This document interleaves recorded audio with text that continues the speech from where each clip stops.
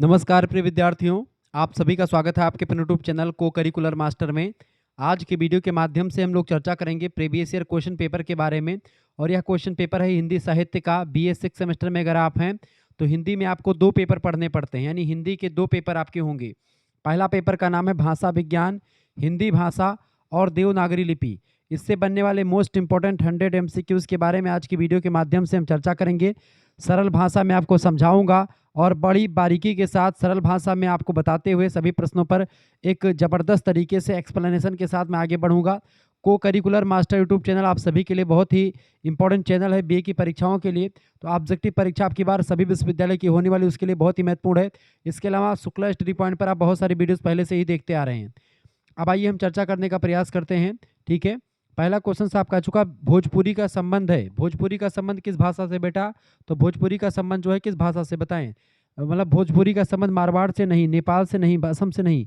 भोजपुर का संबंध मतलब भोजपुरी भाषा का संबंध भोजपुर से है। करेक्ट आंसर इसका क्या हो जाएगा? फोर्थ ऑप्शन इसका बिल्कुल राइट आंसर हो जाएगा। भोजपुरी मगधी अपभ्रंश से निकली एक भाषा है। और भोजपुरी की बात की है तो ये बिहारी हिंदी की एक बोली है। कैसी है भैया? बिहारी हिंदी की 3 बोलियां हैं। बिहारी हिंदी में कितनी बोलियां आपसे पूछेगा? तो बिहारी हिंदी में 3 बोलियां हैं। कौन कौन सी? पहली है मगही, ठीक है। दूसरी है मैथिली, ठीक है। दूसरी कौन सी है? मैथिली। और मैथिल कोकिल किसको कहा जाता है? कमेंट करके आप सभी लोग बताएंगे। विद्यापति को मैथिल कोकिल कहा जाता है, मैथिली के बड़े अच्छे विद्वान थे। ठीक है, तो मगही, मैथिली और एक है आपकी भोजपुरी। भोजपुरी में जो सिनेमा है ये भोजपुरी। ठीक है, इस तरीके से मगही, मैथिली और भोजपुरी ये 3 बोलियां बिहारी हिंदी की हैं। ये बात आप ध्यान रखेंगे। चौथा क्वेश्चन बगल में आपका दिया हुआ है, भिखारी ठाकुर ने किस बोली में रचनाएं लिखी हैं? तो भिखारी ठाकुर की अगर बात की जाए तो भिखारी ठाकुर ने भोजपुरी में ही रचनाएं लिखी हैं। ऑप्शन नंबर इसका थर्ड ऑप्शन करेक्ट आंसर होगा। भिखारी ठाकुर को भोजपुरी का शेक्सपियर कहा जाता है। ये प्रश्न भी परीक्षा में कई बार पूछा गया है, ये बात आप ध्यान रखेंगे। ठीक है, इनका एक नाटक है विदेशिया, जो भोजपुरी में लिखा गया, बड़ा फेमस नाटक है, भिखारी ठाकुर का ही है। दूसरा क्वेश्चन आप देखेंगे, भोजपुरी बोली जाती है। भोजपुरी कहाँ पर बोली जाती है बेटा? भोजपुरी जो है गाजीपुर में उत्तर प्रदेश का इलाका है, वहाँ पर बलिया में उत्तर प्रदेश का इलाका है, बनारस। तो गाजीपुर, बलिया और बनारस इन सभी इलाकों में भोजपुरी बोली जाती है। ऑप्शन नंबर इसका डी करेक्ट आंसर होगा। उपरोक्त सभी राइट आंसर है। ठीक है, ये सारे इलाके जो हैं ब्रज भाषा मतलब ये भोजपुरी के इलाके ही हैं। ठीक है, गाजीपुर, बलिया, बनारस ये सब। ठीक है, उत्तर प्रदेश के और बिहार के कई जिलों में भोजपुरी बोली जाती है। भोजपुरी फिल्मों के प्रमुख कलाकार निरहुआ हैं, बिल्कुल हैं, खेसारी लाल और पवन सिंह, ये तीनों जो हैं ये भोजपुरी फिल्मों के कलाकार हैं। ऑप्शन नंबर डी ऑप्शन लगा देंगे। उपरोक्त सभी जो हैं ये भोजपुरी फिल्मों के कलाकार हैं। तीसरा नंबर क्वेश्चन आपका आ चुका, रामचरितमानस किसकी प्रसिद्ध कृति है? रामचरितमानस तीसरा नंबर, फटाफट से आप बताएंगे। रामचरितमानस किसकी प्रमुख कृति है? फटाफट से आप बताएंगे। रामचरितमानस किसकी प्रमुख या प्रसिद्धि है, किसकी प्रसिद्ध कृति है? तो रामचरितमानस गोस्वामी बाबा तुलसीदास जी की रचना है। ऑप्शन नंबर इसका ए करेक्ट आंसर हो जाएगा। 16वीं शताब्दी में अवधी भाषा में लिखा गया महाकाव्य, दुनिया की सबसे फेमस रचना, सबसे प्रसिद्ध रचना है श्री रामचरितमानस। ठीक है, हिंदू धर्म का अत्यंत लोकप्रिय ग्रंथ है, सभी के घर में रामचरितमानस आपको मिलेगा। वाल्मीकि ने रामायण नाम का महाकाव्य लिखा है, केशवदास ने रामचंद्रिका लिखा है, कबीर दास ने बीजक नाम के ग्रंथ को लिखा है। ठीक है, ये सब चीज़ें ध्यान रखेंगे। जायसी की रचनाएं हैं, जायसी की रचनाएं जो हैं ठेठ अवधी भाषा में लिखी गई हैं, एकदम से देहाती अवधि, एकदम से गंवई अवधि का प्रयोग किया है। जायसी की रचना है पद्मावत, उसमें ठेठ अवधि का बढ़िया जबरदस्त वर्णन मिलता है। मसनबी शैली का प्रयोग करके जायसी ने ठेठ अवधि में पद्मावत नाम का ग्रंथ लिखा, जिसमें जो है राजा रतन सेन और पद्मिनी की कथा बताई गई है। 7वां क्वेश्चन से, भाषा की लघुत्तम इकाई कौन सी है? बताएं, भाषा की लघुत्तम इकाई कौन सी बेटा? भाषा की लघुत्तम इकाई है ध्वनि। ध्वनि जो होती भाषा की सबसे छोटी इकाई होती है। भाषा की सबसे छोटी मौखिक इकाई ध्वनि को माना जाता है। और लिखित इकाई अगर पूछेगा आपसे तो ये भाषा की लघुत्तम इकाई है और खास करके एक मौखिक इकाई है। और लिखित इकाई की बात की तो लिखित इकाई आपकी वर्ण होगी। ठीक है, वर्ण जो है, लिखित इकाई वर्ण है और मौखिक इकाई आपकी ध्वनि होती है। ध्वनि से ही वर्ण बनता है और वर्णों से शब्द का निर्माण होता है, शब्दों से वाक्य बनता है। ठीक है, 10वां क्वेश्चन से, वाक्य विज्ञान का संबंध किससे है? वाक्य विज्ञान का संबंध वाक्य की रचना से भी है, वाक्य के तत्वों से भी है और वाक्य के गठन, वाक्य गठन विश्लेषण से भी है, इन सभी से है। ऑप्शन नंबर डी लगा देंगे। 10वें का डी ऑप्शन करेक्ट आंसर हो जाएगा। ठीक है, वाक्य विज्ञान को अंग्रेजी में सिंटैक्स कहा जाता है। ठीक है, तो उसके अंतर्गत वाक्य रचना, उसके तत्व और वाक्य के गठन का विश्लेषण, इन सभी का अध्ययन शामिल होता है। बताएंगे। 8वां नंबर क्वेश्चन से, निम्नलिखित में से कंठ ध्वनि कौन सी है? कंठ ध्वनि की अगर बात की जाए बेटा, तो जो ऐसा ध्वनि जो कंठ से निकलती है, कंठ से यानी जैसे आपका, अब देखेंगे छोटा बड़ा ये नहीं निकलता कंठ से, हा और चा भी नहीं निकलता, मा और ना भी नहीं निकलता। का वर्ग का जितने भी का, खा, गा, घा, अंगा, ये सब कंठ से निकलते हैं। आप बोले का, ये कंठ ध्वनिया है, का, खा, गा, घा, अंगा, ठीक है। कंठ, तालु, मूर्धा, दंत, ओष्ठ, ये सभी जो है मुंह से निकलने वाले होते हैं। अभी मैं चर्चा करूंगा इसके बारे में, विस्तार से आपको बताऊंगा, ठीक है। अगला 11 नंबर क्वेश्चन से, इनमें से सही है, इनमें से भाषा में संपर्क स्थापित करने की क्षमता होती है। बिल्कुल, भाषा में संपर्क स्थापित करने की क्षमता होती है, बिल्कुल होती है, ठीक है। भाषा अनिवार्य भी होती है सभी समाज के लिए, और भाषा अनुकृत भी होती है, यानी कि हम दूसरों को सुन करके भाषा सीखते हैं, उसी को अनुकृत बोलते हैं, यानी कि दूसरों का नकल करके भी हम सीखते हैं। डी ऑप्शन उपरोक्त सभी करेक्ट आंसर होगा। चलिए अगला क्वेश्चन आपका आ चुका है। ये नया चैनल आपका है को करिकुलर मास्टर, जिस पर आप ये वीडियो देख रहे हैं, इस चैनल को आप सभी लोग सब्सक्राइब कर दीजिएगा, ठीक है। अगला क्वेश्चन आपका प्रश्न है भैया, 9 नंबर प्रश्न है, बिना अवरोध उच्चारित होने वाले वर्ण कहलाते हैं। बिना अवरोध उच्चारण होने वाले जो वर्ण होते हैं, वो वर्ण क्या कहलाते हैं? उन्हीं को स्वर कहते हैं। क्या बोलते हैं? स्वर।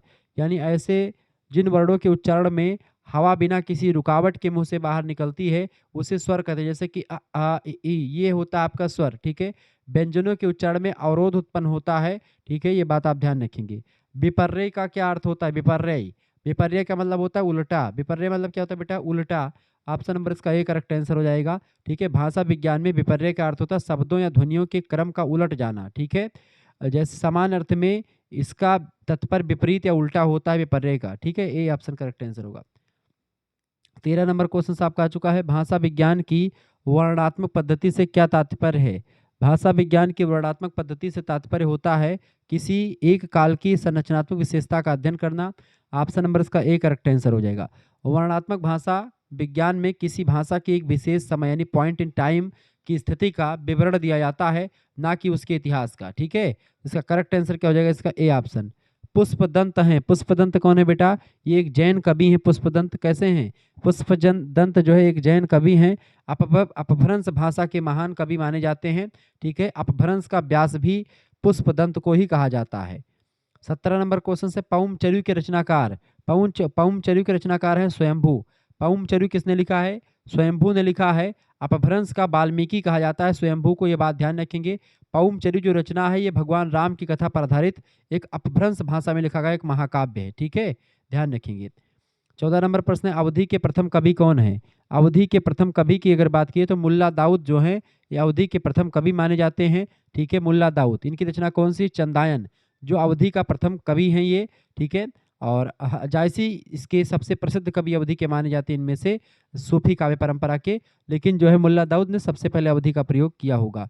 ऐसे अवधी सम्राट या अवधी का जो जनक है उनको अमीर खुसरो को मानते हैं, सॉरी अवधी का जनक है, खड़ी बोली का जनक अमीर खुसरो को मानते हैं, ये बात भी ध्यान रखेंगे।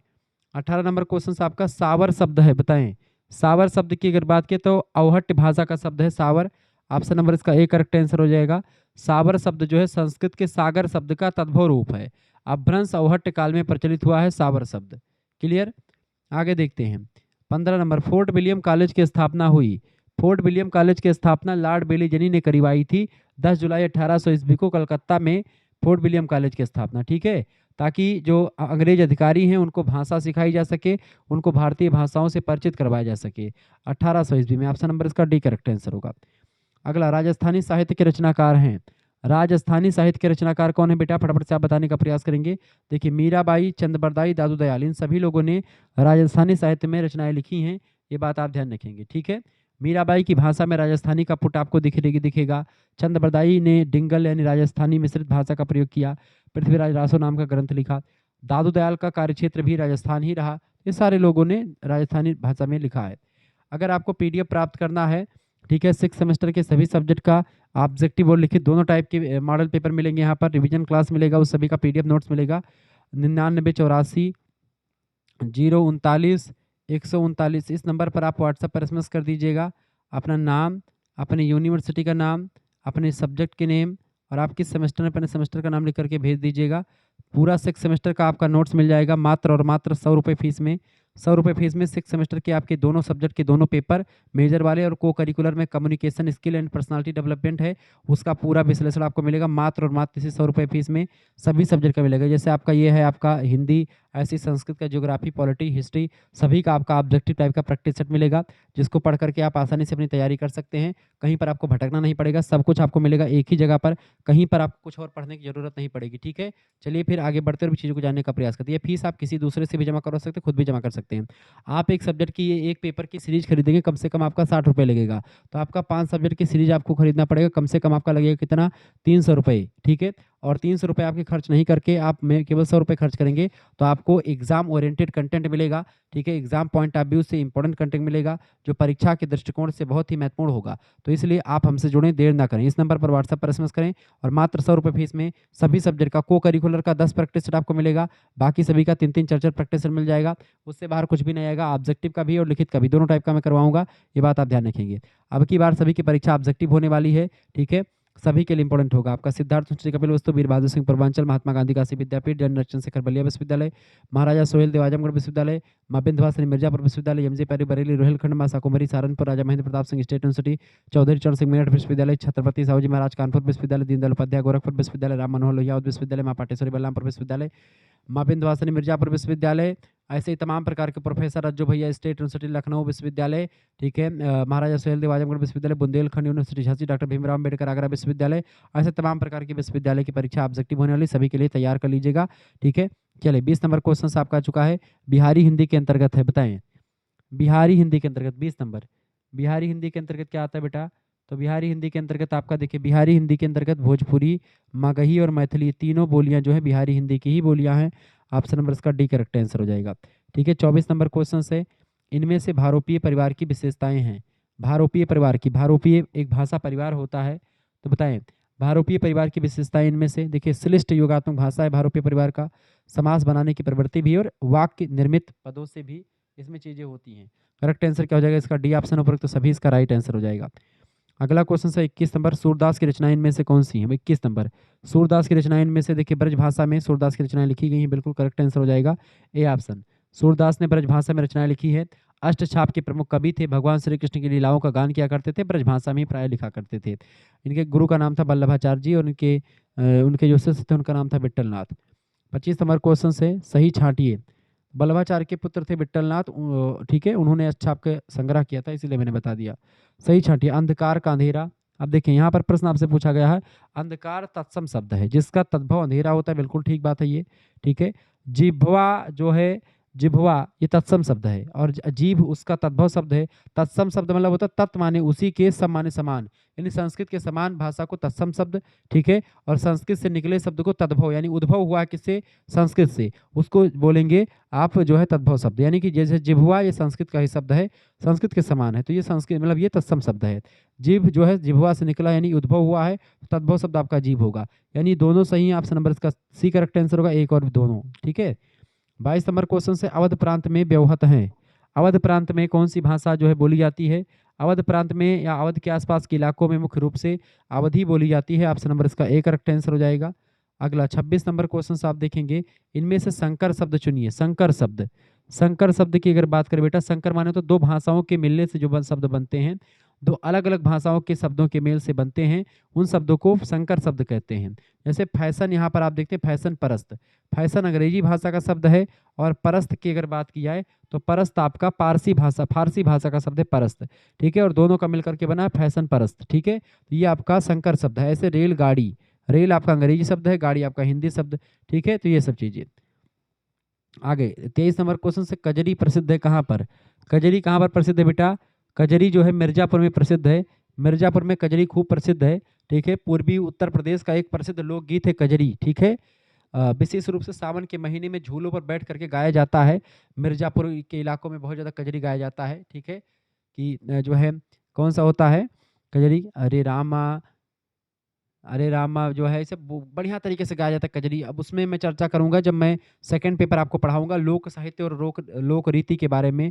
ठीक है, लोक साहित्य के बारे में पूरा बताऊंगा आपको, तो उसमें मैं बताऊंगा कि कजरी के बारे में, कजरी हो गया, बिरहा हो गया। ठीक है, इसके अलावा आपका लोकगीतों में तमाम सारा और है, सोहर हो गया। ठीक है, विवाह गीत हो गया है, गाली गीत हो गया, सबके बारे में आपको बताऊंगा। 27 नंबर क्वेश्चन आपका आ चुका, उड़द शब्द कहाँ से आया है? उड़द शब्द जो है द्रविड़ भाषा से आया, द्रविड़ भाषा परिवार का शब्द है ये। ऑप्शन नंबर इसका ए करेक्ट आंसर होगा। भाषाई शोधों के अनुसार उड़द शब्द का मूल स्थान जो है द्रविड़ भाषा परिवार यानी दक्षिण की भाषाओं से माना जाता है। ऑप्शन नंबर इसका ए करेक्ट आंसर होगा। 30 नंबर क्वेश्चन से अघोष ध्वनियां कौन सी हैं? अघोष, अघोष और साघोष दो प्रकार की ध्वनियां होती हैं। जिन ध्वनियों के उच्चारण में स्वर तंत्रिकाओं में कंपन नहीं होता उनको अघोष, और जिन ध्वनियों के उच्चारण में स्वर तंत्रिकाओं में कंपन होता है उसको हम लोग साघोष कहते हैं। प्रत्येक वर्ग का बेटा पहला और दूसरा अक्षर जो होता है इसको अघोष कहा जाता है, जैसे का खा, चा छा, पा फा, ठीक है, ये सब आपके अघोष होते हैं। साघोष में कौन कौन से होते हैं आपके, ठीक है, कौन कौन से होते हैं आपका हो जाएगा तीसरा, चौथा और पांचवा, ये आपके सघोष में होंगे, ठीक है। इसको बोलने में कंपन होगा, जैसे कि का खा गा घा अंगा, इसमें स्वर यंत्र में कंपन होता है, ये आपका हो जाएगा सघोष, ठीक है। या अघोष में कम एक प्रकार से हवा निकलेगी और सघोष में ज्यादा निकलेगी, मतलब कि वो आपका अल्प प्राण महाप्राण में होगा, उसको हम चर्चा करेंगे आगे। 28 नंबर क्वेश्चन से ओष्ठ ध्वनि कौन सी है जो ओठों से निकलती है? ओष्ठ ध्वनि आप देखते हैं पा, पा, फा, बा, भा, मा। आप पा फा बा भा मा ये पांचों शब्द बोलिए। जो पा वाला वर्ग है, पा वर्ग पूरा का पूरा पा वर्ग जो है ये आपका पा फा बा भा मा ये ओष्ठ से निकलता है। का वर्ग जितना भी आपका कंठ ध्वनि है, ठीक है, ये बात आप ध्यान रखेंगे। क्लियर? आगे देखते हैं। 31 नंबर क्वेश्चन आपका आ चुका है। स्पर्श ध्वनि से तात्पर्य क्या है? स्पर्श ध्वनियों से, स्पर्श ध्वनि स्फोट ध्वनि बिल्कुल हवा उन्मोचन में अवरुद्ध होती हैं। वक्त सप्त में स्पर्श ध्वनि है, बिल्कुल डी ऑप्शन उपरोक्त सभी इसका राइट आंसर हो जाएगा। अगला क्वेश्चन आपका चुका है 29 नंबर। प्राण तत्व के आधार पर ध्वनियों का वर्गीकरण किया गया है। प्राण तत्व के आधार पर ध्वनियों का वर्गीकरण किया गया है दो भागों में, एक होता है आपका महाप्राण और एक होता है अल्प प्राण, ठीक है। महाप्राण की बात के श्वास की मात्रा को प्राण कहा जाता है, वो यानी कि हवा को प्राण। तो उसके आधार पर व्यंजनों को दो भागों में बांटा गया है। एक होता है अल्प प्राण जिसमें कम हवा बाहर निकलती है, जैसे का अल्प प्राण है और खा महाप्राण है। तो का जो होगा अल्प प्राण में आएगा, खा महाप्राण में, ठीक है। गा जो होगा आपका अल्प प्राण में आएगा और घा महाप्राण में आएगा। क गा, ठीक है, ये आपका आएगा अल्प प्राण में और खा और घा महाप्राण में आ जाएगा। ये चीज ध्यान रख रहे हैं ना आप, महाप्राण में अधिक हवा निकलती है। 32 नंबर क्वेश्चन आपका हिंदी के स्पर्श संघर्षी व्यंजन, स्पर्श संघर्षी व्यंजन में चा छा जा झा, आपका ए ऑप्शन करेक्ट आंसर होगा। चा छा जा झा जो होते चा वर्ग के वर्णों के उच्चारण में स्पर्श भी होता है और हवा रगड़ करके संघर्ष करते हुए बाहर निकलती है, इसे स्पर्श संघर्षी व्यंजन कहा जाता है। ऑप्शन नंबर इसका फर्स्ट का ऑप्शन करेक्ट आंसर हो जाएगा, ठीक है। 33 नंबर क्वेश्चन से ए क्या है? ए बताएं क्या है? अग्र है, दृढ़ है, अर्ध संवृत है या सभी है? बताएं, फटाफट से आप बताने का प्रयास करेंगे। ए क्या है? ए की अगर बात की तो ए जो होता है अग्र भी है, अग्र दृढ़ और अर्ध समृत ये तीनों होता है, इसका डी ऑप्शन करेक्ट आंसर हो जाएगा। अग्र स्वर है, साथ ही साथ में अर्ध समृत श्रेणी में आता है ये। और एक चीज एक बात यहाँ पर ये भी ध्यान रखेंगे, ठीक है, तो यहाँ पर एक प्रकार से अग्र दृढ़ और अर्ध समृत तीनों होता है, डी ऑप्शन इसका बिल्कुल राइट आंसर हो जाएगा। 36 नंबर को सही मिलान चिन्हित कीजिए। सही मिलान देखिए ता वर्ग जो होता है, सही मिलान आपसे पूछ रहा है कि सही मिलान आप इसमें से बताएं। देखें सही मिलान कीजिए। ता वर्ग जो होता है दंत ध्वनि है ता, ता ता ता ता दंत ध्वनि, बिल्कुल ता जो है वो दांतों से निकलती है, ता था दा धा ना, आपकी जीभ दांतों पर ऊपर वाले जाकर के टच होती है जब आप ता के पूरे वर्णों को बोलते हैं, ठीक है, ता था दा धा ना, इसलिए दंत ध्वनि है, ठीक है। था ध्वनि वर्ष ध्वनि नहीं है, कठोर तालब दा नहीं है, ये दंतोष्ठ भी नहीं है, दंतोष्ठ तो यानी कि इसका फर्स्ट ऑप्शन करेक्ट आंसर हो जाएगा। 34 नंबर क्वेश्चन से अर्धस्वर है। अर्धस्वर, अर्धस्वर सेमी वावेल कहा जाता है या और वा को। ये आधा स्वर होते हैं आधा व्यंजन होते हैं, क्योंकि इनका उच्चारण कभी स्वर जैसा होता है तो कभी व्यंजन जैसा होता है। 37 नंबर क्वेश्चन से अमरूद का अरमूद किस प्रकार का उदाहरण है?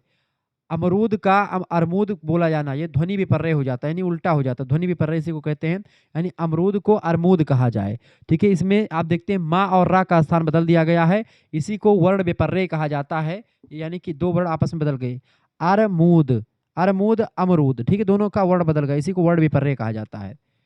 35 नंबर क्वेश्चन से टावर की ध्वनियां कौन सी हैं? टावर की ध्वनियों की अगर बात की जाए तो टावर के अंतर्गत आप देखते हैं 5 वर्ण आते हैं, टा ठा डा ढा अड़ा, ठीक है, टा ठा डा ढा अड़ा। भाषा की सबसे बड़ी इकाई भाषा की सबसे बड़ी इकाई होती वाक्य। वाक्य भाषा की सबसे बड़ी इकाई, और जो है सबसे छोटी इकाई भाषा की ध्वनि होती है, और लिखित इकाई पूछे तो वर्ण होती है। ये बात आप ध्यान रखेंगे। चलिए 39 नंबर क्वेश्चन आपका आ चुका है। इनमें से हिंदी कहाँ बिल्कुल नहीं बोली जाती है? तो देखिए, रूस, सूरीनाम, मॉरिशस या फिजी, बताएं। हिंदी रूस में बिल्कुल भी नहीं बोली जाती है, ऑप्शन नंबर इसका ए करेक्ट आंसर हो जाएगा। बाकी सूरीनाम, मॉरिशस, फिजी में भारतीय मूल के लोग बड़ी संख्या में रहते हैं, इसीलिए यहाँ पर हिंदी भोजपुरी बेसिकली बोली जाती है, ठीक है, जबकि रूस में नहीं बोली जाती है। भाषा क्या है? भाषा भाव अभिव्यक्ति का साधन है और विचार विनिमय का भी साधन है। करेक्ट आंसर हो जाएगा सी ऑप्शन, ए और बी दोनों करेक्ट आंसर हो जाएगा। 42 नंबर का करेक्ट आंसर क्या हो जाएगा? दोनों, यानी सी ऑप्शन, ठीक है। 40 नंबर क्वेश्चन आपके स्क्रीन पर आ चुका, फटाफट से आप देखेंगे। प्रश्न, हिंदी दिवस कब मनाया जाता है? हिंदी दिवस 14 सितंबर की डेट को मनाते हैं, क्योंकि इसी दिन 1949 को संविधान सभा ने हिंदी को राजभाषा के रूप में स्वीकार किया था। इसीलिए प्रत्येक साल हिंदी दिवस के रूप में 14 सितंबर की डेट को मनाया जाता है। भाषा के मुख्यतः कितने अंग होते हैं? भाषा के कितने अंग होते हैं बेटा? फटाफट से आप बताने का प्रयास करेंगे। भाषा के 5 अंग होते हैं मुख्य रूप से, ठीक है। भाषा कितने अंग होते हैं? भाषा के मुख्यतः 5 अंग होते हैं, ठीक है। ये बात आप ध्यान रखें। ध्वनि, वर्ण, शब्द, वाक्य और अर्थ क्या क्या होते हैं? पहला होता है आपका ध्वनि, दूसरा होता है आपका वर्ण, ठीक है, वर्ण, तीसरा होता है आपका शब्द, ठीक है, अगला होता है आपका वाक्य, और फिर आपका पांचवा होता है अर्थ। ध्वनि, वर्ण, शब्द, वाक्य और अर्थ, ये 5 अंग होते हैं किसके? भाषा के। 41 नंबर क्वेश्चन, संविधान ने भारत की राजभाषा किसे घोषित किया है? संविधान ने भारत की राजभाषा हिंदी को घोषित किया है। राजभाषा, ऑफिशियल लैंग्वेज, राष्ट्रभाषा भारत की कोई नहीं, लेकिन राजभाषा हिंदी है। 44 नंबर क्वेश्चन से प्रोक्ति है। प्रोक्ति क्या है बेटा? प्रोक्ति है, प्रोक्ति क्या है? वाक्यों का सुगठित स्वरूप, भाषा संप्रेषण का माध्यम और भाषा अभिव्यक्ति की पूर्ण इकाई, ये तीनों प्रोक्ति होती है। ऑप्शन नंबर इसका डी करेक्ट आंसर हो जाएगा, ठीक है। प्रोक्ति भाषा की वह इकाई है जो वाक्यों के संगठित स्वरूप और संप्रेषण यानी संचार के पूर्ण माध्यम को दर्शाती, उसी को प्रोक्ति कहा जाता है। 45 नंबर क्वेश्चन से, विद्यापति की रचनाओं में प्रयुक्त भाषा, मैथिली भाषा का प्रयोग विद्यापति ने खूब किया है। ऑप्शन नंबर इसका ए करेक्ट आंसर होगा, इसीलिए इनको मैथिल कोकिल कहा जाता है। उनकी जो रचना है सबसे फेमस विद्यापति पदावली, वो मैथिली भाषा में ही लिखी गई है। चाकू, चम्मच, कैंची किस भाषा से आए हुए शब्द हैं? चाकू, चम्मच, कैंची ये सब तुर्की भाषा के शब्द हैं। ऑप्शन नंबर इसका फर्स्ट का ऑप्शन करेक्ट आंसर हो जाएगा, तुर्की भाषा के शब्द हैं।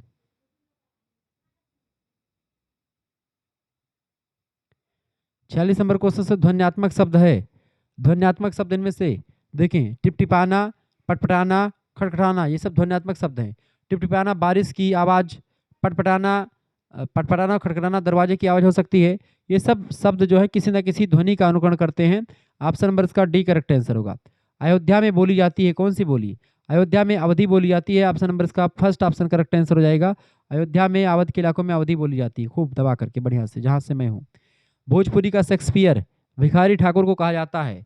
भोजपुरी का शेक्सपियर किसको? भिखारी ठाकुर को कहते हैं, ठीक है, ठीक है, ये बात आप ध्यान रखेंगे। पूर्वी हिंदी की बोलियां, अवधी, बघेली, छत्तीसगढ़ी, ये तीनों बोलियां जो हैं ये पूर्वी हिंदी की बोलियां हैं।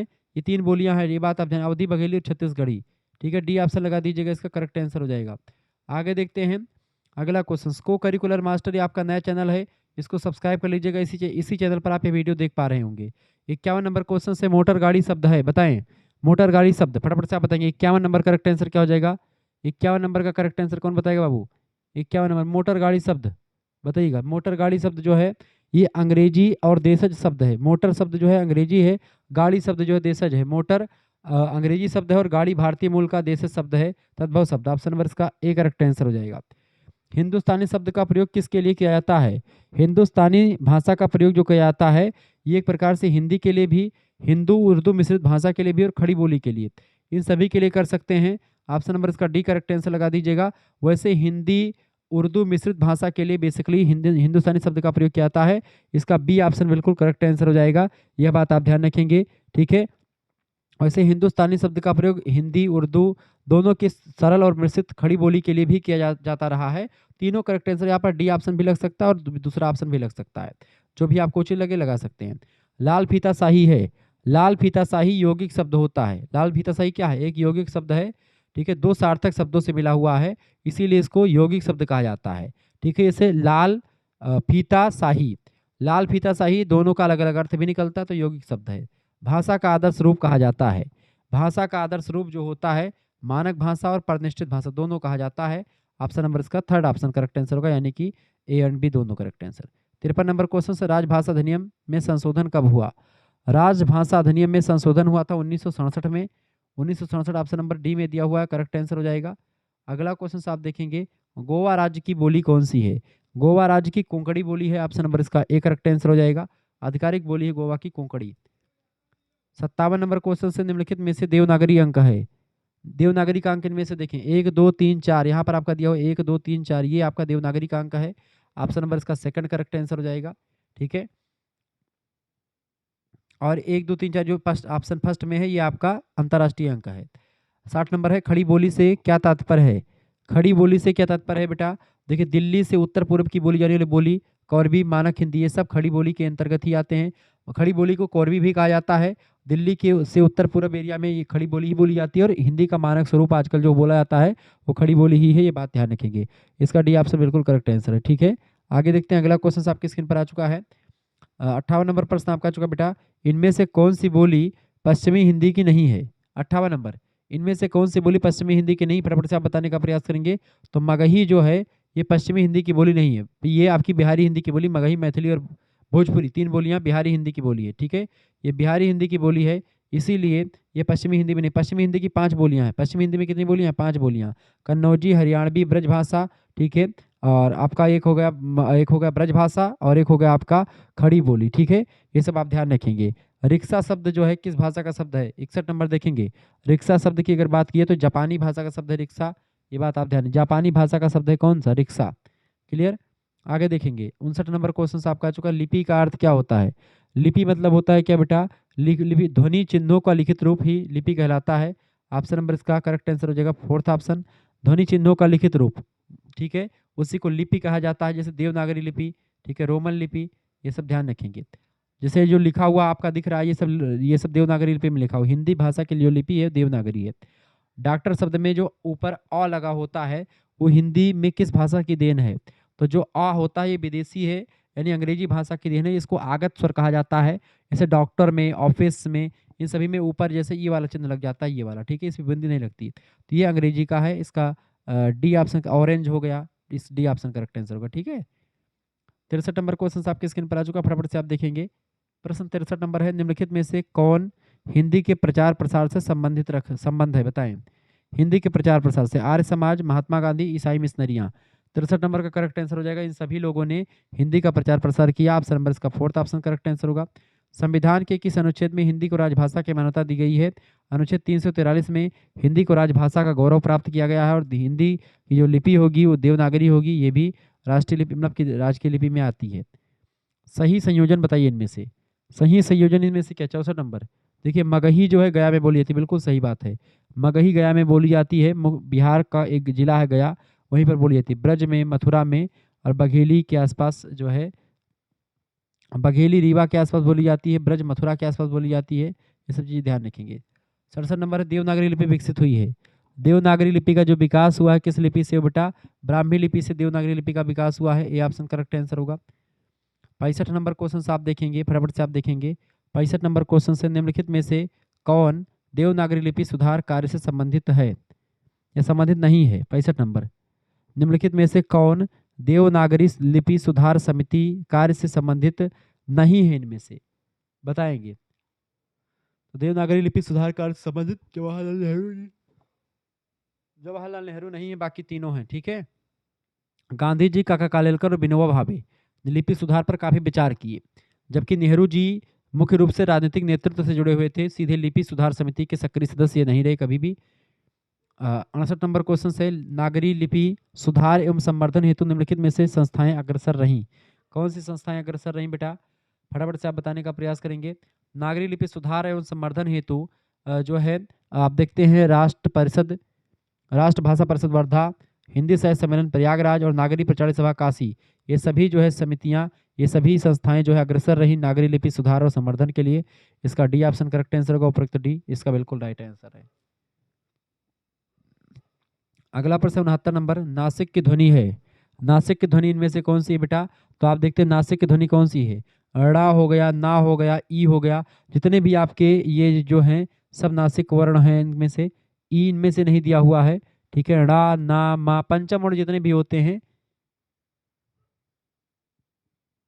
ठीक है। इसका करेक्ट यहाँ पर ई नहीं है, यहाँ पर आपका ये वाला डा लिखा हुआ ये, ठीक है। ई नहीं लिखा, डा लिखा हुआ है, ठीक है। तो अंगा, अंगा लिखा हुआ है, ठीक है। जैसे कि का खा खा अंगा चा चा चा इया टा टा टा पा, मतलब जितने भी आपके टा ठा डा ढा आड़ा, ठीक है। पा फा फा मा, या मतलब इसके अलावा आपका टा ठा डा ढा आड़ा, ठीक है। ये वाला लिखा हुआ है ये, ठीक है।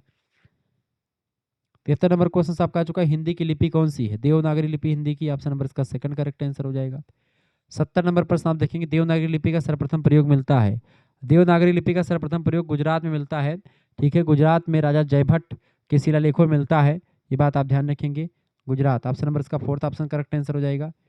संयुक्त वर्ण इनमें से कौन सा है? देखिए छत्रिक ज्ञा, छत्रिक और स्रा, छात्रिक और स्रा, ये तीनों जो हैं ये आपके संयुक्त वर्ण है। ये सभी मिलने से बने हुए किसी न किसी से, ये बात आप ध्यान रखेंगे, ठीक है। जैसे आपका जो छा बना हुआ है किससे किससे बना हुआ है? आधा का यानी का से, का हलंत, और ये जो ये वाला षटकोण वाला सा से बना हुआ है। त्रा जो बना हुआ है ये आपका ता हलंत और आर हलंत से बना हुआ है, मतलब कि रा से बना हुआ है, ठीक है। त्रा, और स्रा जो बना हुआ है ये सा और प्लस में आधा रा, इससे मिलकर के बना हुआ है आपका स्रा, इसीलिए इनको संयुक्त वर्ण कहा जाता है, ये बात आप ध्यान रखेंगे। देवनागरी लिपि की क्या विशेषता है? व्यवस्थित ढंग से निर्मित है, बिल्कुल। ध्वनियों का क्रम इनका वैज्ञानिक है, और छपाई और लिखाई का एक ही रूप इसका होता है। करेक्ट आंसर क्या हो जाएगा इसका? डी ऑप्शन, उपरोक्त सभी इसका बिल्कुल राइट आंसर है, ठीक है। और 75 नंबर क्वेश्चन आप देख लीजिएगा, लिपि सुधार समिति का गठन कब हुआ था? लिपि सुधार समिति गठन 1947 में हुआ था, इसका fourth option correct, third option correct answer होगा। उत्तर प्रदेश सरकार ने 1947 में आचार्य नरेंद्र देव की अध्यक्षता में देवनागरी लिपि सुधार समिति की स्थापना यानी गठन किया था, ठीक है। और अगला क्वेश्चन है, तिलक टाइप क्या है? तिलक टाइप क्या होता है बेटा? 190 टाइपों का एक फॉन्ट होता है तिलक टाइप, ठीक है। ये 190 टाइपों का एक फॉन्ट है। बाल गंगाधर तिलक ने देवनागरी अक्षरों को कम करने और उन्हें टाइपिंग के अनुकूल बनाने के लिए 190 टाइपों का एक सेट तैयार किया था, जिसे तिलक फॉन्ट के नाम से भी जानते हैं, ठीक है। इसलिए इनको तिलक फॉन्ट कहते हैं। ऑप्शन नंबर इसका सेकंड ऑप्शन करेक्ट आंसर होगा। तो 75 क्वेश्चन आपने देख लिया, और 75 क्वेश्चंस में मैंने और तमाम सारी चीज़ों को आपको बताया है। कम से कम 100 क्वेश्चंस आपके यहाँ से ऑब्जेक्टिव बन जाएंगे। 75 क्वेश्चंस मैंने आपको बता दिया, ठीक है। लेकिन यहाँ पर तैयार आपके 100 हो गए हैं। ऐसे ही और प्रैक्टिस सेट में आपको सॉल्व करूंगा, और भी क्वेश्चन पेपर सॉल्व करूंगा जो विभिन्न विश्वविद्यालय के द्वारा पूछे गए हैं। और यहाँ पर आप देख सकते हैं कि इसके आंसर की भी ये आंसर की नीचे लगी हुई है, ये आंसर की आप देख करके आराम से अपना पढ़ लीजिएगा, कहीं पर आपको भटकना नहीं पड़ेगा। ऐसी पेपर आता है, और इस तरीके से आंसर की भी आपकी मैंने सॉल्व कर दी है। तो ये आंसर की आपके द्वारा सॉल्व कर दी गई, मैंने खुद ही सॉल्व किया इसको, आप देख लीजिएगा, कोई दिक्कत की बात नहीं, आसानी से पढ़ लीजिएगा, ठीक है। तुरंत आपको अगर पीडीएफ प्राप्त करनी है, एसएमएस कीजिएगा 9984, 100 रुपये फीस है। 9984 039 139 इस नंबर पर व्हाट्सएप पर एसएमएस कर दीजिएगा। सभी सब्जेक्ट का आपको नोट्स मिल जाएगा, ऑब्जेक्टिव का लिखित का, और व्हाट्सएप ग्रुप आपको मिल जाएगा। अपना नाम, अपने यूनिवर्सिटी का नाम, अपने सब्जेक्ट का नाम और अपने सेमेस्टर का नाम लिख करके भेज दीजिएगा। 6 सेमेस्टर की फीस मात्र 100 रुपये है। सभी जब तक आपका पेपर नहीं हो जाएगा तब तक आपको पढ़ाया जाएगा। पूरा 6 सेमेस्टर का फीस मात्र और मात्र 100 रुपये में सभी सब्जेक्ट आपको मिल जाएगा। तो आप सभी के लिए बहुत ही ज़बरदस्त तरीके से मैंने आपके लिए यहाँ पर लाया हूँ। आप सभी लोगों ने बहुत बारीकी से इन चीज़ों को पढ़ा, और ऐसा आप लोग करे हैं, बिल्कुल अच्छा लगता है कि आपने पढ़ाई की और ज़बरदस्त तरीके से आपने पढ़ा। इसके लिए बहुत बहुत धन्यवाद आप सभी का। मिलते हैं फिर नेक्स्ट वीडियो में, तब तक के लिए जय हिंद जय भारत। आप सभी का बहुत बहुत धन्यवाद। हमारे से जुड़ने के लिए इसी प्रकार से अपना प्यार दुलार बनाए रखेंगे। वीडियो को लाइक और शेयर जरूर कर दीजिएगा। धन्यवाद।